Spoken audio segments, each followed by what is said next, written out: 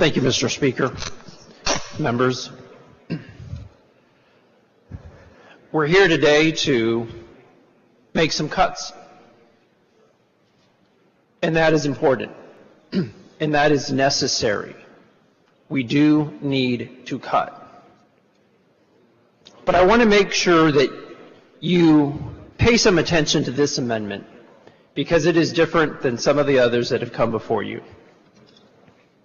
I believe our voters send us here, and this particular year, to take on difficult budget challenges. But I believe they're sending us here not to make across-the-board cuts, blind cuts that a computer could do by simply applying a fixed percentage across the board. No, I believe our voters send us here to prioritize. They are going to judge us by the priorities we set in our budget.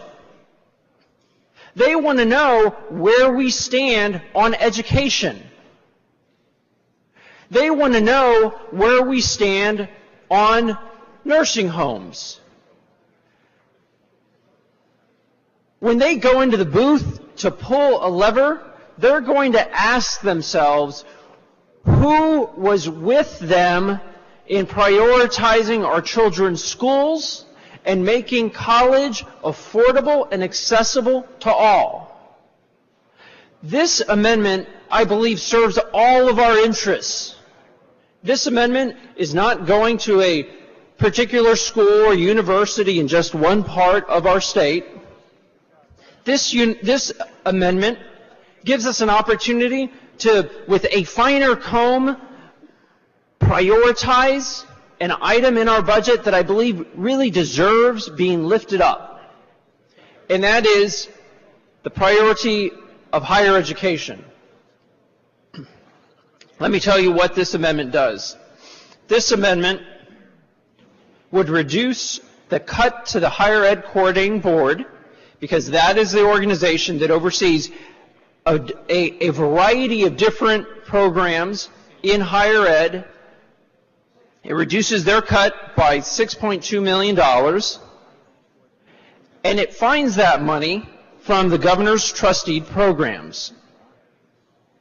I believe that the priority of making college accessible is so much higher than allowing the governor to pick winners and losers in the free market. I believe it is more important to make an investment in our children and in young adults and in old adults who want to retool their skills by going to back to school. It is more important to make an investment in them than to allow a government official to pick winners and losers in the free market. And so that's what this amendment does. Let me describe to you, because I want to make sure you know that how I am shifting the money is going to benefit all of us. So if you believe in funding our universities' enrollment growth, this amendment shifts money in that area.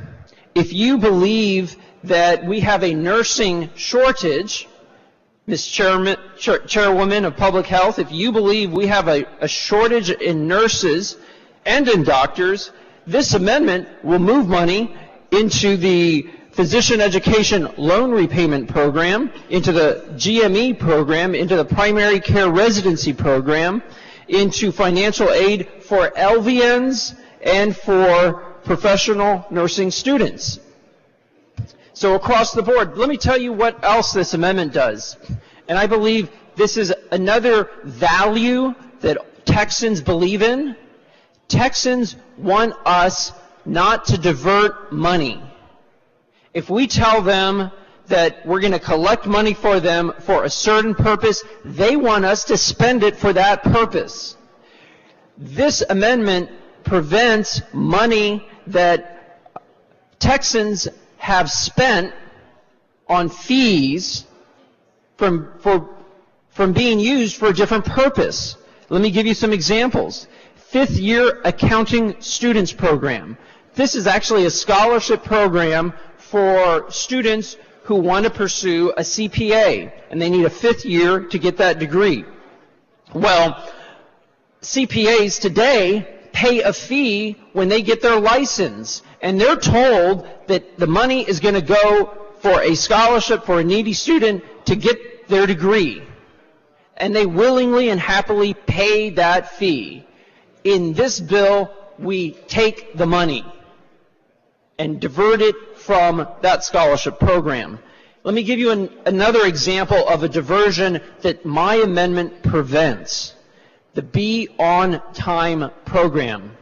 You may not be familiar with this Be On Time program. This is a loan forgiveness program. So if you're a college student and you sign up, you basically agree to pursue your degree and complete on time in 4 years. And if you do, your loan is forgiven. Great program. How is it funded? Let me tell you how it's funded. It's funded by the increase in tuition from students. Okay? It's not funded by general revenue. It is actually funded by tuition revenue.